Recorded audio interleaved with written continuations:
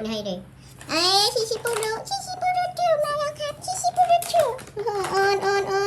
แม่น้ำทำได้ยินเสียงถุงขนมงับโอ้โหยืนไว้สวยเลยอ่ะอุ๋งให้เยอะแล้วอ่ะพอไม่ป้อนน่ะน้ำไงอุ๋งดีใจอุ๋งดีใจอุ๋งอยากได้กินแล้วอ่ะคนหน่อยจ้าเด็กจะแม่คุณพ่อจับมีค่ะโดนเลยอ่ะคุณบี